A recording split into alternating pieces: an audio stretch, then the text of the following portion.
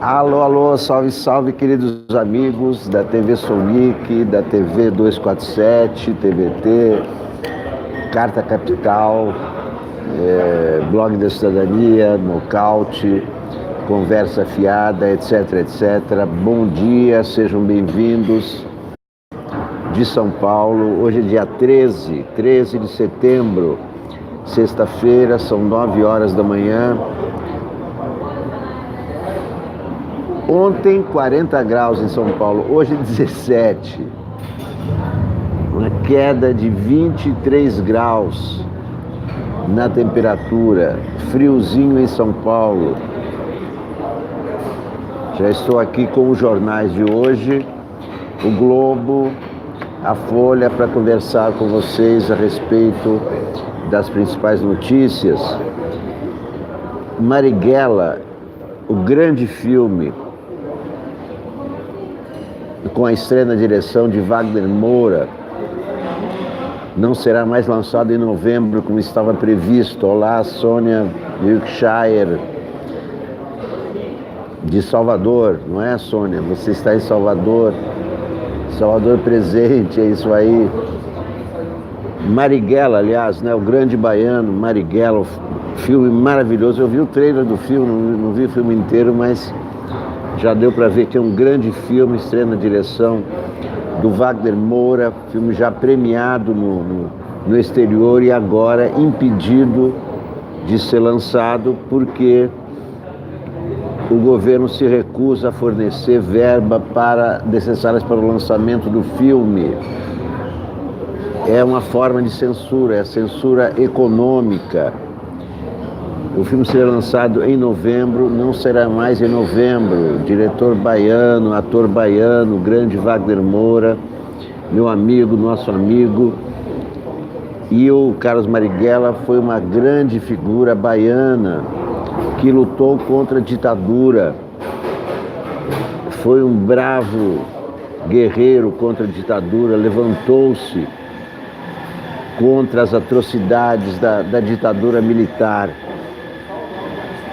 Foi um gênio químico, com proezas imensas, como, por exemplo, uma vez ele respondendo a prova de química, respondeu essa prova toda em versos. Um gênio brasileiro, um talento, um cara brilhante, cuja história já foi contada em livro e agora transformada em filme. O lançamento, marcado para novembro, foi adiado. Grande poeta, Marighella, grande poeta, herói brasileiro,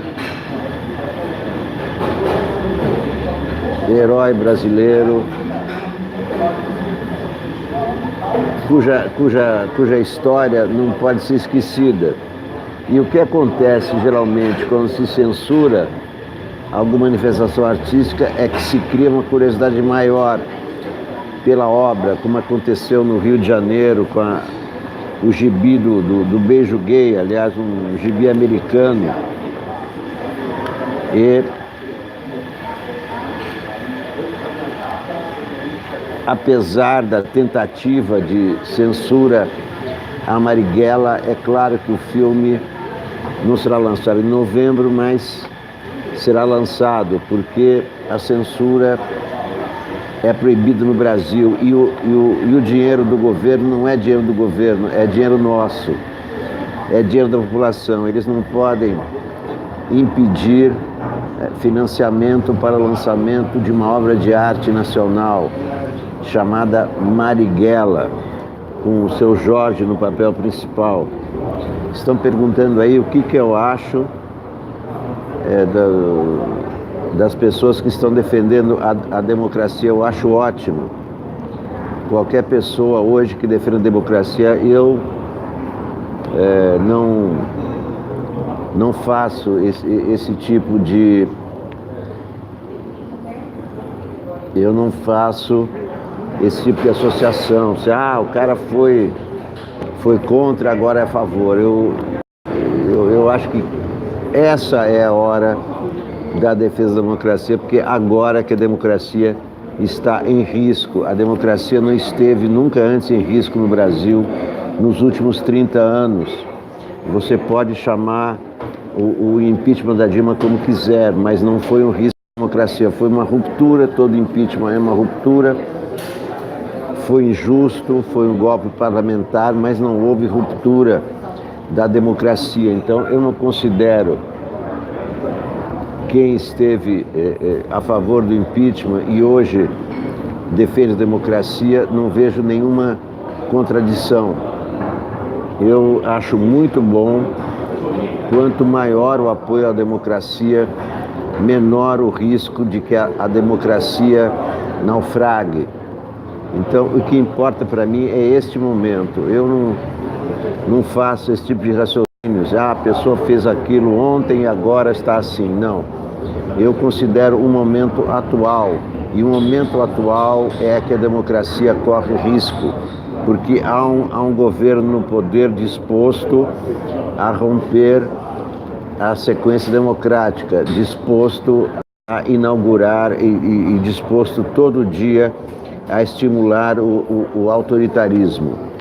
Vamos aos jornais. Folha de São Paulo. Congresso prepara brecha, Caixa 2 a controle de gastos. Juiz fez estimativa falha e sem perícia ao condenar Fernando Haddad. Está aqui na primeira página da Folha. Concorrentes se unem para licitação de urnas do TSE. Fabricante de quase todos os lotes de urnas usadas no Brasil desde 1996, a americana Diebold formará consórcio com a concorrente Smartmatic, que entregou equipamentos para 15 pleitos recentes na Venezuela. A união das rivais e o dólar pressionam o preço de licitação no Tribunal Superior Eleitoral, que pretende adquirir 180 mil urnas por 696 milhões de reais. Caixa cobra Corinthians. A Caixa enviou ontem notificação extrajudicial ao Corinthians, qual cobra uma dívida de 500 milhões relativa ao contrato de financiamento do Itaquerão. Deputado oferece 10 mil a quem matar suspeito no Espírito Santo e deve ser cassado por decoro. Isso é quebra de decoro parlamentar. Deputado estadual Capitão Assunção do PSL, ofereceu da tribuna da Assembleia Legislativa do Espírito Santo 10 mil reais para quem matar o responsável pelo assassinato da jovem Maiara de Oliveira Freitas. Não vale dar onde ele está localizado, não. Tem que entregar o cara morto. Aí eu pago. A Constituição Federal garante a inviolabilidade de deputados. Mas sua fala pode configurar quebra de decoro e levar à cassação do mandato. Tem que ser cassado. Está pregando assassinato. Isto é crime.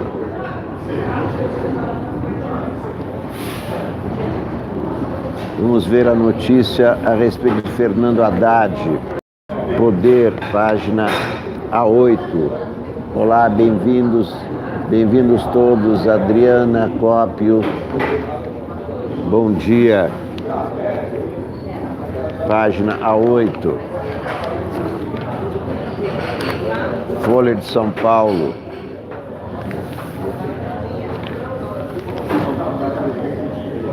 Juiz fez estimativa falha e sem perícia ao condenar Haddad por Caixa 2. A Justiça Eleitoral condenou o ex-prefeito Fernando Haddad pelo crime de Caixa 2, com base em uma avaliação do consumo de energia elétrica de uma gráfica feita pelo juiz sem perícia técnica. Essa mesma análise teve como resultado uma estimativa equivocada de gastos de eletricidade na impressão de material de campanha. Segundo a decisão judicial, Esses aumentos na conta de luz não foram significativos. Conclusão que foi uma das bases da condenação de Haddad. Vejam como se condena, vejam como certos juízes condenam certas pessoas, mas acabam sendo flagrados.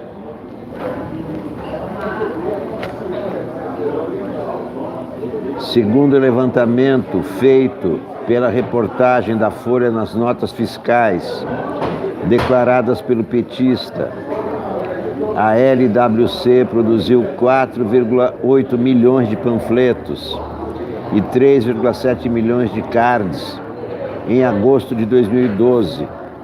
No mês seguinte, a produção foi de 300 mil panfletos, 900 mil folhetos e 3 milhões de cards. A Folha também pediu a defesa de Francisco Carlos de Souza, conhecido como Chicão, dono da gráfica, a relação de equipamentos que a firma usava à época. Com base nesses dados, a reportagem procurou uma das fabricantes das máquinas e solicitou um cálculo do consumo de energia para a produção da quantidade de material de campanha que consta nas notas fiscais de Haddad. Esse é o papel da imprensa, procurar a verdade. É isso que a Folha fez nesse caso do Fernando Haddad. Segundo a estimativa da fabricante, que preferiu não ser identificada, a produção de 4,8 milhões de panfletos e 3,7 milhões de cards consumiria ao todo 10,7 mil quilowatts em 204 horas de trabalho. Já a confecção de 300 mil folhetos, 300 mil panfletos, 900 mil folhetos e 3 milhões de cards empregaria 2.800 quilowatts em 53 horas de trabalho, de acordo com a estimativa. Assim, para os técnicos ouvidos pela reportagem, a sentença apresenta dois problemas. Não houve perícia técnica no processo e houve equívoco no argumento de que o aumento no consumo de energia da gráfica LWC não foi significativo em agosto e setembro de 2012.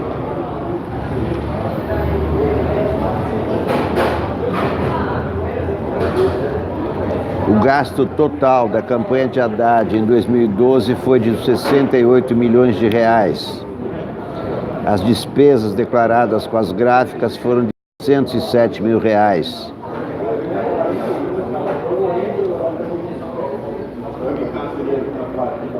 A Folha procurou o juiz Francisco Chintati por meio da assessoria de imprensa. O tribunal antecipou o teor da reportagem, mas o órgão informou que, por impedimento legal, o juiz não iria se pronunciar. Está aqui a Folha flagrando o equívoco, não se sabe se proposital ou se ocasional. O equívoco, o juiz fez estimativa falha e sem perícia ao condenar Haddad por Caixa 2. E aqui está a Folha cumprindo o papel da imprensa, que é exatamente esse: fiscalizar as autoridades, seja do judiciário, seja do legislativo, seja do executivo. Fornecedora de urnas se alia a venezuelanos em licitação. A empresa americana, que tradicionalmente fornece urnas eletrônicas para as eleições brasileiras, decidiu se associar a um concorrente que entregou equipamentos para 11 pleitos recentes na Venezuela, de 2004 a 2017, durante o governo chavistas. A Diebold, fabricante de quase todos os lotes de urnas usados no Brasil desde 1996, formará um consórcio com a Smartmatic, com sede em Londres e controlada por empresários venezuelanos, para participar de licitação lançada e ainda em curso pelo TSE. O objetivo da corte é adquirir 180 mil novas urnas nessa licitação, em contrato estimado em 696 milhões. O sistema da urna eletrônica é desenvolvido pelo próprio TSE.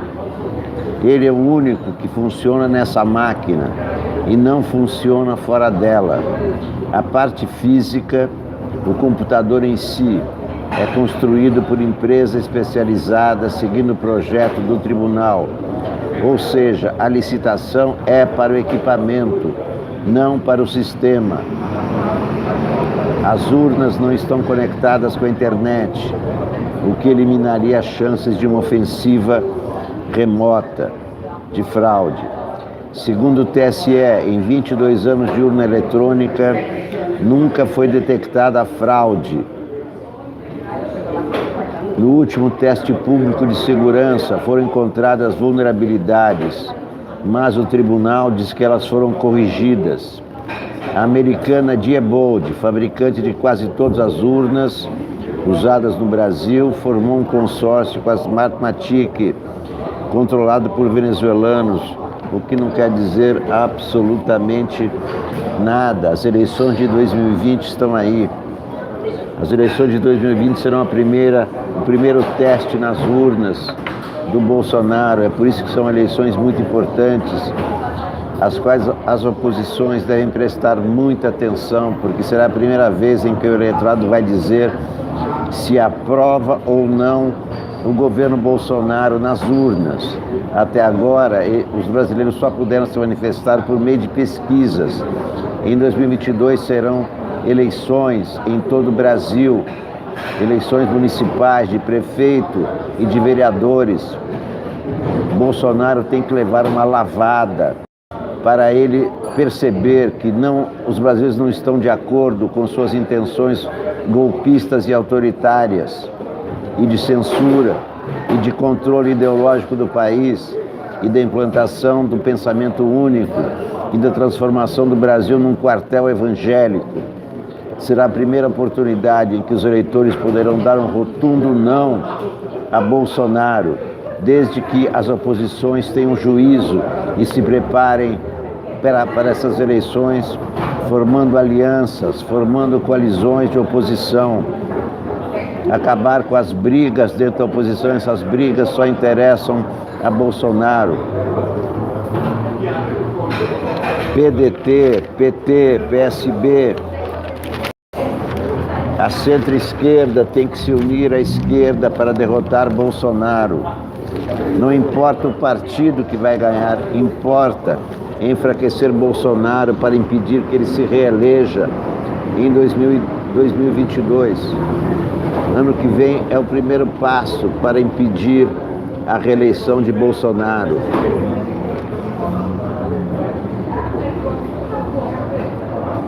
Qual a vontade do povo? Pergunta Hélio Schwartzman, colunista da Folha.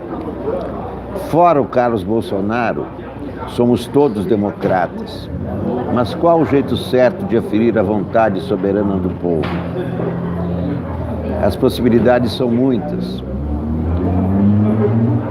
No presidencialismo, eleições seguem um cronograma rígido, só alterado em situações muito excepcionais. Já no parlamentarismo, as coisas são mais flexíveis. Uma mudança súbita dos humores da população pode desencadear uma crise que antecipe o pleito. E não precisamos nos limitar às formas tradicionais de consulta. Hoje, existe tecnologia para implementar a democracia direta.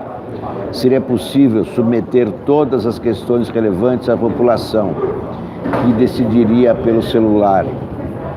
Poderíamos até estabelecer um plebiscito diário, no qual o povo decidiria todas as manhãs se quer que o governante permaneça no cargo ou vá embora. O filho do presidente disse uma besteira, rua com ele. Essa saída pode parecer tentadora em algumas ocasiões, mas não é preciso PhD em ciência política para perceber que o ultrademocratismo perpétuo não funcionaria bem. Algum grau de formalismo é necessário. Ganha a eleição o candidato que obtém mais votos depositados em urna na data do pleito, não o sujeito que apareceu algum dia à frente nas pesquisas. Foi para preservar a democracia, isto é, a decisão soberana do povo, expressa numa consulta formal feita em 2016, que os britânicos levaram em frente as negociações do Brexit, pouco importando que a separação da União Europeia seja objetivamente desastrosa para a economia e que, se a votação fosse refeita hoje, provavelmente determinaria a permanência no bloco. Nas últimas semanas, porém, as dificuldades para o divórcio levaram a um impasse político que está produzindo danos à democracia, que incluem a suspensão do parlamento, por definição, a voz do povo. Numa escala maior do que a educação do plebiscito, por paradoxal que pareça, preservar a democracia está minando a democracia.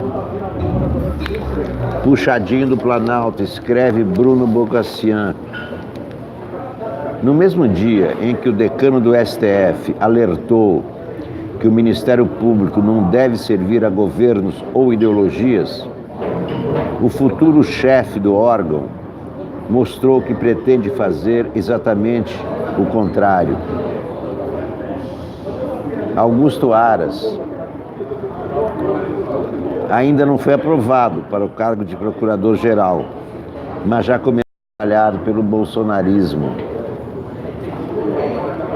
Os primeiros movimentos do escolhido para o posto demonstram um empenho claro em aparelhar o comando da PGR. Em busca de integrantes para sua equipe, Aras se reuniu com procuradores que apoiam fervorosamente Jair Bolsonaro e demonstram alinhamento com suas teses mais radicais. Um desses nomes é Guilherme Shelby, crítico da corrente inexistente batizada pelos ultraconservadores de ideologia de gênero e padroeiro da escola sem partido, que estimula a patrulha de professores. A afinidade entre o procurador e o governo é tão grande que no início do ano ele quase foi escolhido para o Ministério da Educação. Se indicar Shelby para sua equipe, Aras levará de carona um espantalho ideológico que pode interditar parte da defesa dos direitos individuais, uma das missões do órgão. O escolhido para a PGR também se reuniu com Ailton Benedito e Eitel Santiago, segundo o jornal Globo. O primeiro é um notório apoiador de Bolsonaro. O segundo foi elogiado por Aras por ter feito um dos discursos mais inflamados contra o atentado que sofreu o presidente. A afirmação política foi ouvida no Supremo. Na sessão de despedida de Raquel Dodge, que não era muito popular na corte, o ministro Celso de Mello disse que o Ministério Público não se deve curvar aos desígnios do poder político, econômico, corporativo ou ainda religioso. Nesse sentido, Aras parece ser um caso perdido, mas o recado foi direcionado aos procuradores de instâncias inferiores. Se as palavras do decano forem seguidas pelos outros ministros, a cúpula da PGR deve encontrar alguma resistência no tribunal. A luta pela preservação da democracia é permanente e vai ser muito árdua nos próximos tempos, tanto no judiciário quanto no executivo, quanto no legislativo. A luta pela preservação da democracia é permanente e é a principal. São duas prioridades neste momento para o país: a preservação da democracia e as eleições do ano que vem, nas quais Bolsonaro tem que ser derrotado de forma fragorosa, tem que ser aplicado 7-1 no Bolsonaro para enfraquecê-lo para 2022. É por isso que as oposições têm que começar desde já a articular suas alianças. Bom dia.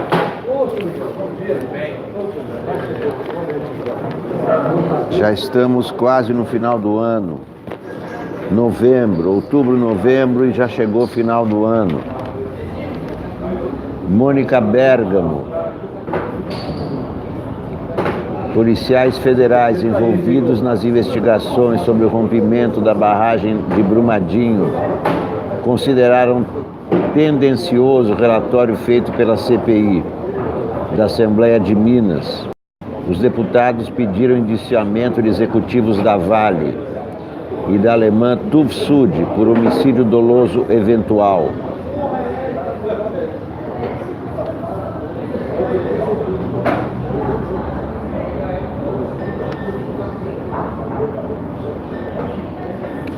Olha aqui, deputado Alexandre Frota vai participar de uma reunião que o governador João Dória faz periodicamente com secretários de governo.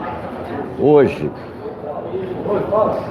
segundo Frota, o convite foi feito pelo próprio Dória, ou seja, Dória tem planos maiores do que se supõe para Alexandre Frota. Vejam que absurdo.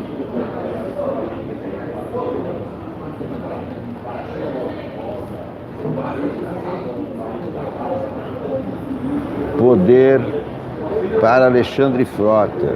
O que será que o Alexandre... Qual será o papel do Alexandre Frota? Sem dúvida, vai ser garoto propaganda do João Dória nas eleições presidenciais e terá o papel de desconstruir Bolsonaro. Alexandre Frota terá o papel de revelar os podres de Bolsonaro e sua família.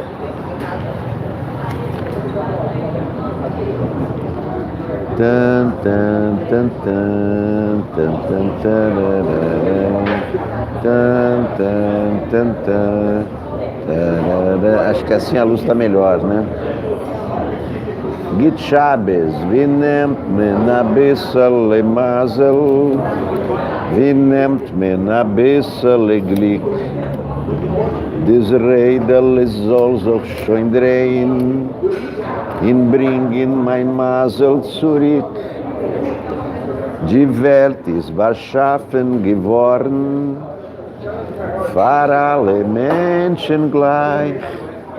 Wie nennt man ein bisschen, nur schon ein bisschen, wie nennt man ein bisschen Glück? Pânico e morte durante incêndio em hospital. Um curto-circuito em um gerador é a provável causa do incêndio que atingiu o Hospital Badim, no Rio de Janeiro, no início da noite de ontem. Com a ajuda de médicos, enfermeiros e bombeiros, pacientes foram retirados às pressas e atendidos em colchões na rua antes de serem transferidos. Um doente morreu, mas não informaram se a causa foi inalação de fumaça. Terrível. Incêndio em hospital é terrível. Bernardo Melo Franco fala de Dodge chegou tarde. Merval Pereira, o STF como guardião da democracia.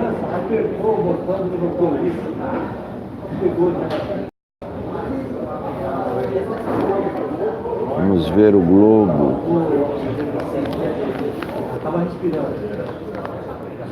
Vinem men abissa le mazel, vinem men abissa le glick. Des Redel soll auch schon drehen, in bringen mein Masel zurück. Die Welt ist beschaffen geworden, für alle Menschen gleich. Wie nennt man ein bisschen, nur schon ein bisschen, wie nennt man ein bisschen Glück? Nelson Motta voltou de Londres. Pensei que ele tinha mudado para Londres, mas não, está aqui o Nelson Motta de volta. Volto para Londres, volto de Londres com minha brasilidade enxovalhada pela repercussão da tese do astrólogo, filósofo e professor à distância Olavo de Carvalho sobre a influência dos Beatles no marxismo do século XX, denunciando a maligna conspiração do filósofo alemão Theodor Adorno com os Beatles pela implantação do marxismo no Ocidente, porque os Beatles eram analfabetos musicais. Wie nimmt man ein bisschen Masel, wie nimmt man ein bisschen Glück. E Adorno, que morreu em 1969, com 66 anos, e nunca riu nem dançou na vida, foi quem escreveu as músicas feitas para destruir os valores familiares ocidentais, viciar a juventude em drogas, tanto alucinógenas como musicais, entre outras consequências nefastas do marxismo cultural, que heróis iluminados como Mestre Olavo e seus seguidores defenderão até a morte e o triunfo da estupidez e do ridículo. Em uma entrevista de 1965, Adorno desprezava os Beatles nos piores termos, embora fosse, segundo Olavo, o autor da obra dos Beatles. É a teoria da terra plana do pop. O The Guardian perguntou, e os ingleses riram, seria Ted Adorno o quinto Beatle? E riram mais quando Olavo assegurou que o alemão fazia sozinho as músicas dos idiotas úteis, Lennon e McCartney, e que a mídia é louca, todos os jornalistas são viciados em drogas e tudo é fantasia. Principalmente suas teses, que misturam erudição, fantasia e humor provocativo, mas provocam desastres reais no Brasil dos imbecis. Às vezes ele pode ser divertido em suas fanfarronices, com estranho humor nas suas fantasias delirantes, que serão levadas a sério pela mídia e discutidas pela sociedade. Para nada, só para ele mostrar como somos tolos. Todas as suas bizarrices não passariam de uma farta fonte de memes se ele não fosse identificado pela mídia internacional como o guru dos bolsonaros. Só que os bolsonaros, com suas piadas grosseiras, ofensivas e, o que é pior, sem graça, não têm o humor refinado e perverso do bruxo da Virgínia, que, diz a lenda e reflete a sua personalidade, se diverte com amigos como manipula o clã dos toscos no planeta dos macacos. Tan, tan, tan, tan, tan, tan, tararara.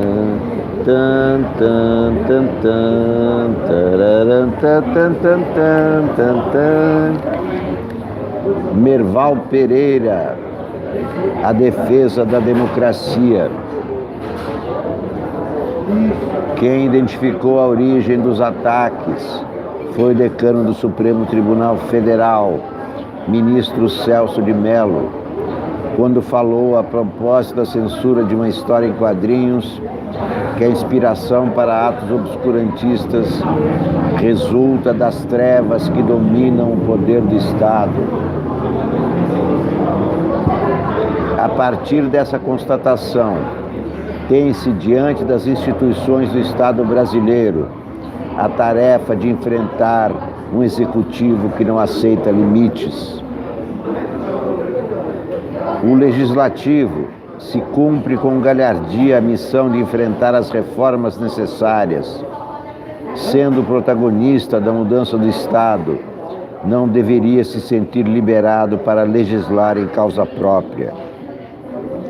O STF, que no momento conturbado que o país vive, tem o papel de poder moderador entre legislativo e executivo e é buscado como solucionador de questões políticas e sociais, não pode comprometer seu legado democrático a pretexto de se defender É importante impedir a percepção de que os poderes estão se auxiliando mutuamente em busca de um modelo de governo que deixe seus integrantes numa zona de conforto. Por isso, é necessário que o STF retome seu papel de guardião da democracia. É isso mesmo, é isso aí.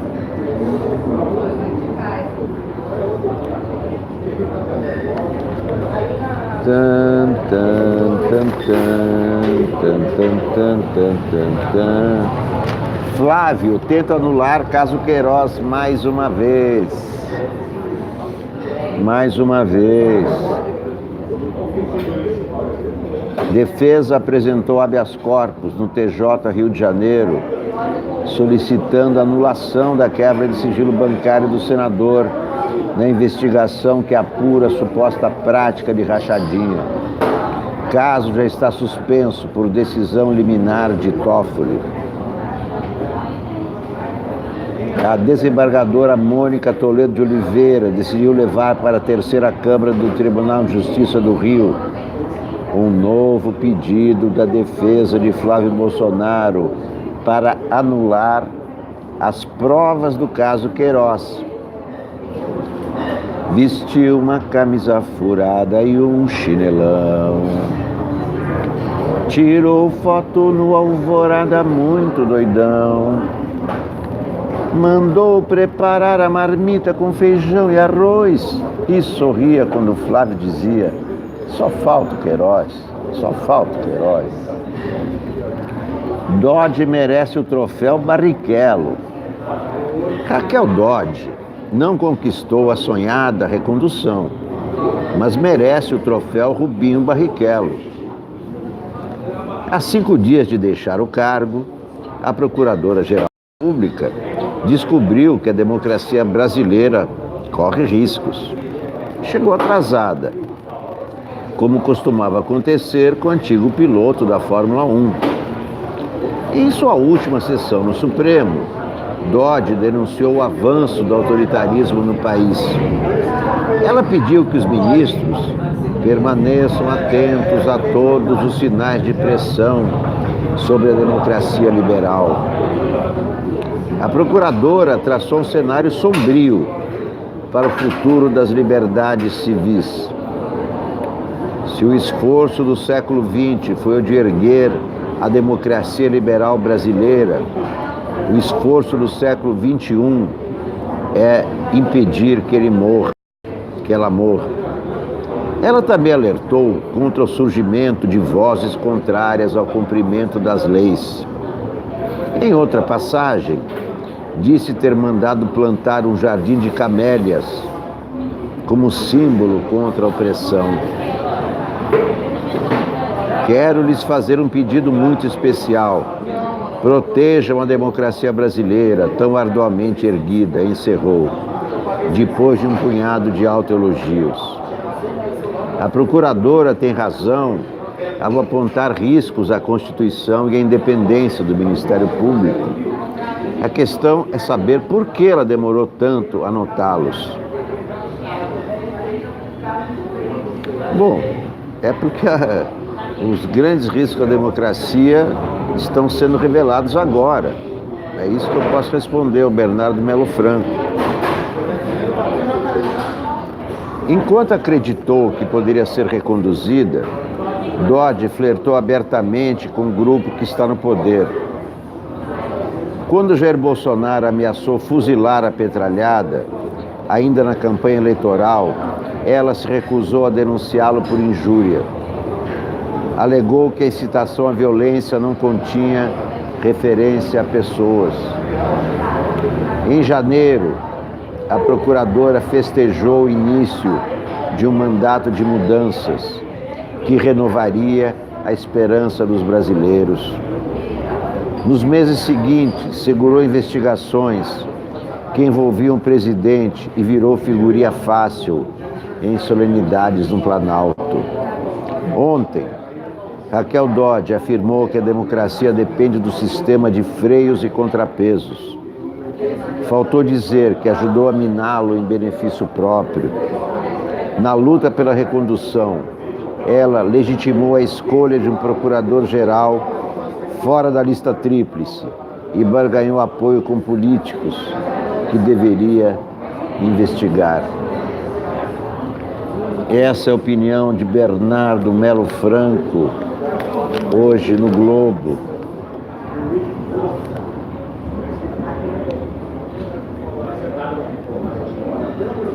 Antes tarde do que nunca.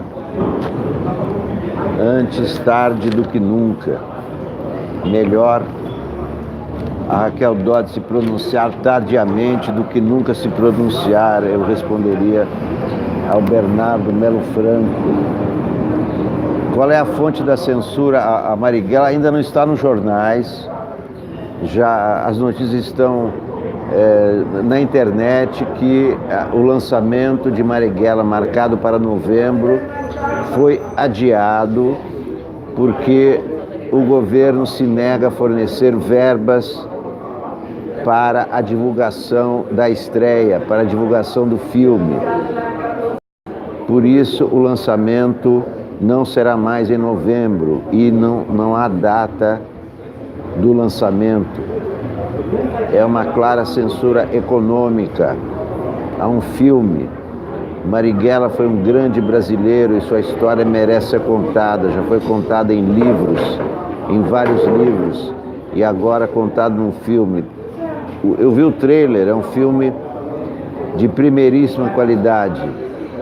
Pois não, e aí, Newton, qual é a boa de hoje? Diz aí, qual é a fofoca aqui da Padaria Real? Diz aí. Graças a Deus o Bolsonaro já está melhor. O quê? Graças a Deus o Bolsonaro está melhor. Bolsonaro está melhor. Hã? Ele está melhor? Está melhor, graças a Deus. Melhor em quê? Saúde. Ah, a saúde dele. Saúde dele. Mas e a nossa saúde? A nossa também está boa. Tá boa, tá boa. Né? Então, Vamos na fé, né? cada vez melhor. Se Deus quiser. Esse é o Newton, é o sócio da Padaria Real, é o sócio oculto da Padaria Real, com sua mensagem de otimismo. Mensagem de otimismo. Vamos junto. Olha aqui, mensagem de otimismo do Newton, da Padaria Real. O amplo cardápio da CPMI das fake news. Recém-instalada, Comissão Parlamentar Mista de Inquérito sobre Fake News ensaia ter um espectro amplo de investigação. Há requerimentos para convocar desde a ministra Rosa Weber, presidente do TSE, até o youtuber Felipe Neto, que tem 34 milhões de seguidores na plataforma e costuma criticar o governo. Grande Felipe Neto.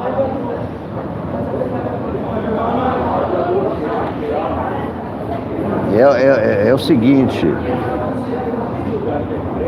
a notícia por enquanto é que o lançamento foi cancelado. Não há nenhuma notícia sobre caixinhas,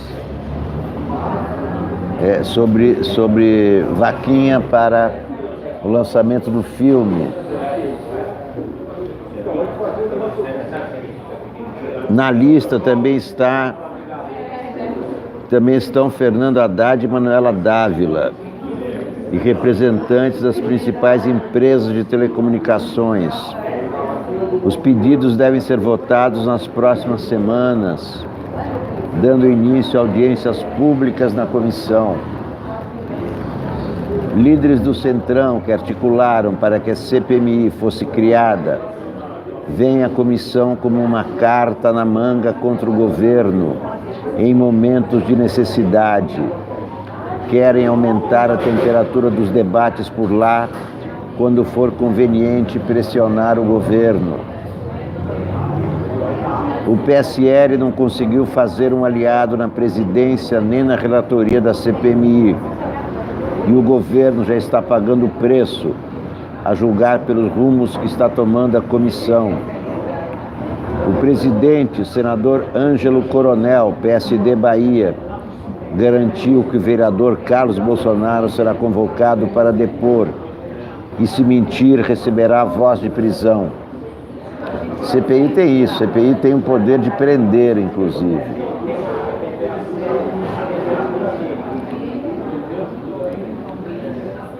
Declaração de Ângelo Coronel à TV Câmara de Salvador. É uma pergunta muito simples. Deve ter perguntado se Carlos Bolsonaro poderia ser preso. É uma pergunta muito simples. Você usou fake news para depreciar adversários? Você vai jurar que está falando a verdade? Eu vou lhe dizer, se você mentir, eu posso lhe dar voz de prisão. Ainda não há um requerimento formal para convocar Carlos, mas a relatora da CPMI, deputada Lídice da Mata, do PSB da Bahia, também já fez declarações a favor de o vereador ser chamado para depor. Uma das missões do senador Flávio Bolsonaro, como emissário de seu pai no Congresso, é monitorar a CPMI. Quer dizer, o senador não está lá para defender os eleitores que o elegeram, mas sim para seguir a ordem do seu pai, que não o elegeu. É uma deturpação total do papel do senador. Apesar de deputados do PSL terem endossado sua criação, a Comissão Parlamentar de Inquérito deve avançar na investigação do suposto uso de notícias falsas para eleger Jair Bolsonaro em 2018. O que interessa ao Centrão e à oposição. Bolsonaro é investigado no TSE em uma ação que apura suposto impulsionamento de mensagens falsas nas eleições. Suposto é o cacete. Suposto é o cacete. A Folha demonstrou na reportagem da Patrícia Campos Melo que isso aconteceu mesmo. E o TSE ainda não sabe o que aconteceu, ainda não percebeu, ainda não se deu conta do que aconteceu nas eleições de 2018.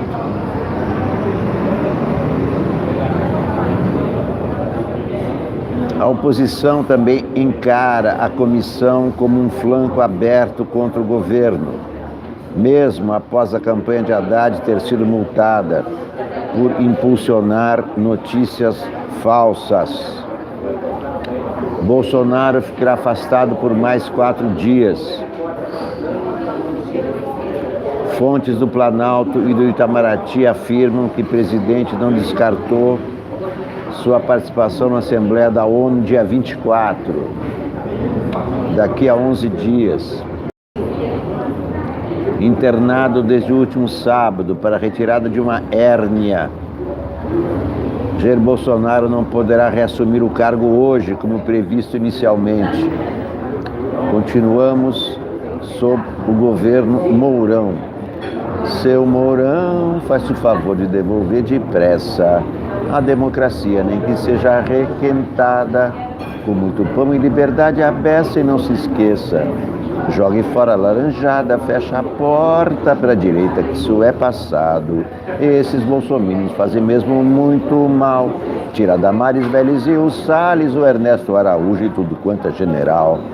Se você ficar lá no Planalto, eu me atiro do prédio mais alto. Volta logo pro quartel, antes que uma quartelada te rebaixa, coronel.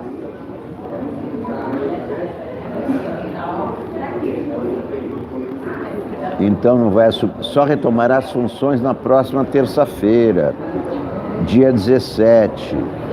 E aí, dia 17, a uma semana da Assembleia da ONU, será que ele vai para a ONU? O Jânio de Freitas previu que ele não irá.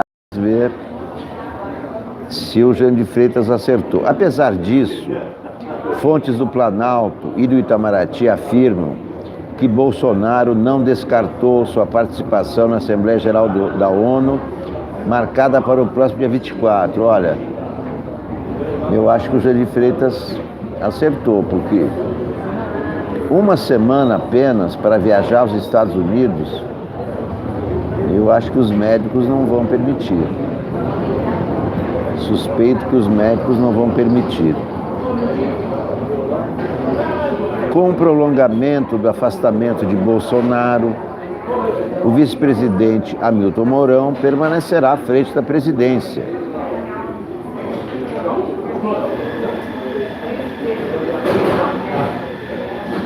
Mesmo se recuperando da cirurgia, Bolsonaro fez ontem sua tradicional transmissão ao vivo pelo Facebook, como toda quinta-feira.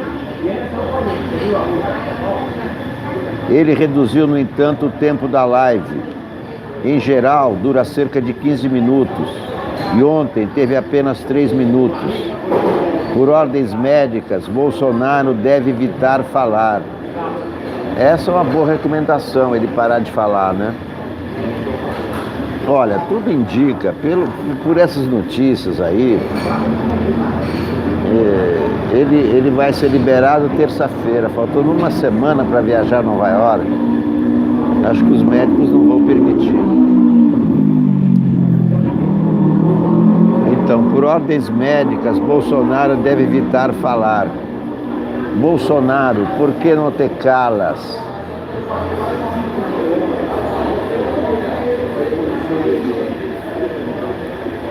Como toda semana, tenho muita coisa boa a informar ao Brasil, disse ele no início do vídeo. Entre as boas notícias, entre aspas, citadas por Bolsonaro, estão a isenção de visto para americanos. É boa notícia para quem? Para os americanos.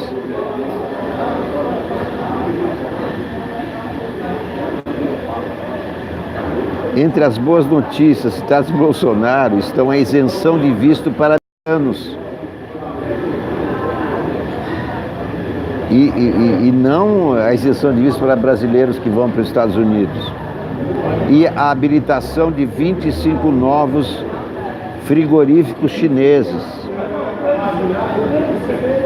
O presidente estava sentado diante de uma mesa, sobre a qual estava um boné, no qual se lia a frase "Make Brazil Great Again", inspirada no slogan de campanha do presidente dos Estados Unidos, Donald Trump. Quer dizer, as boas notícias que ele tem são para os americanos, não para os brasileiros. Que estúpido, meu Deus do céu, quanta estupidez, quanta besteira, mentira, quanta besteira, mentira, quanta besteira. O Bolsonaro é o Nero, um reles incendiário. O Bolsonaro é o Nero, um reles incendiário, pra botar fogo no circo, tem combustível diário. Quanta besteira, mentira, quanta besteira, quanta besteira. Mentira, quanta besteira. Vejam só, a boa notícia é que é isenção de visto para os americanos que vêm ao Brasil. Essa é a boa notícia que ele deu, exibindo um boné Make Brazil Great Again. Sendo que é o seguinte, o amiguinho dele, o Trump, já indicam pesquisas, poderá perder as eleições do ano que vem para o democrata. Aliás, segundo pesquisas divulgadas pelo Washington Post, ele pode perder para 4 dos candidatos, dos pré-candidatos democratas. E aí acaba toda essa história de boneco, Make Brasil, essa amizade com o Trump, vai tudo para o ralo. Quanta besteira, mentira, quanta besteira. Quanta besteira, mentira, quanta besteira. Agora, esses boatos de que ele tem câncer, isso aí é normal, sempre acontece. Quando o Tancredo foi internado também, havia várias teorias, várias suposições. Quanta besteira, mentira, quanta besteira, quanta besteira, mentira, quanta besteira. Aqui tem uma notícia de um encontro internacional chamado Educação 360. Evento reúne durante 2 dias especialistas de várias partes do Brasil e do mundo, professores, pensadores e profissionais de destaque para diversas atividades com o objetivo de debater o futuro e os desafios da educação. Quem vai participar? Martin Carnoy, professor de Escola de Educação da Universidade de Stanford. Lindy Amato, diretora da Federação de Professores de Ontário, no Canadá. Débora Garófalo, uma das 10 melhores professoras do mundo pelo Global Teacher Prize 2019. Jânio Carlos Endo Macedo, secretário de Educação Básica do MEC. Dave Cullen, jornalista norte-americano, autor de Columbine e Parkland. Henry Redhead, diretor da escola Summerhill, Inglaterra. Maravilhosa Summerhill, a escola da liberdade. Eduardo Bueno, olha aqui, Eduardo Bueno, jornalista, escritor e youtuber. Nérida Pinhon, escritora, membro da Academia Brasileira de Letras. Débora Bloch, atriz, interpreta a professora Lúcia na série Segunda Chamada. Felipe Neto, ator, comediante, escritor e youtuber. Grande Felipe Neto. Começa dia 16 de setembro. Vai ser no Rio de Janeiro, dias 16 e 17 de setembro, na Cidade das Artes. Avenida das Américas, 5300, Barra da Tijuca. É disso que o Brasil precisa: educação, mais educação, sempre educação. 2 fatores que garantem o crescimento: trabalhar pela diminuição da desigualdade e educação, mais escolas, melhores escolas. Marcelo Odebrecht deixa a prisão domiciliar e visita a construtora.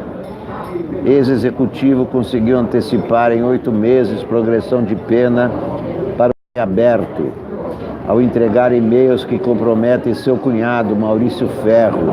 Uma vez delator, sempre delator. Quanto mais delata, mais benesses da Lava Jato.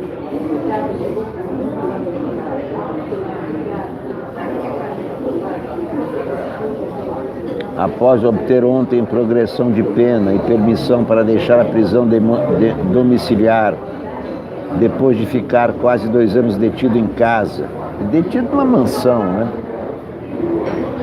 Marcelo Odebrecht não teve dúvida sobre seu primeiro destino, a sede da empreiteira baiana que já comandou, na Marginal Pinheiros, em São Paulo. O cara está em São Paulo. Quer dizer que a sede é em São Paulo mesmo, pensei que fosse na Bahia. O ex-executivo circulou ontem por vários andares do prédio, abriu um discreto sorriso ao ser aplaudido por parte dos funcionários. Delator. Entregou até ao cunhado, esse entregaria até a mãe.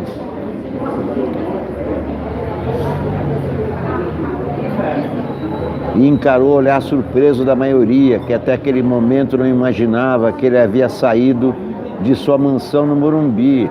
Ah, então a mansão também é no Morumbi. É um baiano que mora em São Paulo. No tour de 1 hora pela empresa, Marcelo se deparou com um cenário bem diferente do que deixou em 2015. Em 4 anos, Odebrecht reduziu 80% o quadro de funcionários, perdeu 20% de sua receita bruta e entrou em recuperação judicial. A visita do herdeiro foi interpretada pelo alto escalão da empresa como mais uma afronta ao seu pai, Emílio Odebrecht, com quem está rompido. Como informou o colunista do Globo, Lauro Jardim, pai e filho não se encontraram durante a passagem do executivo pela sede. O patriarca havia deixado o local pouco antes de Marcelo aparecer. Ambos não se falam desde que Marcelo estava preso em Curitiba. Em um dos últimos encontros na Polícia Federal Paranaense, quase foram às vias de fato.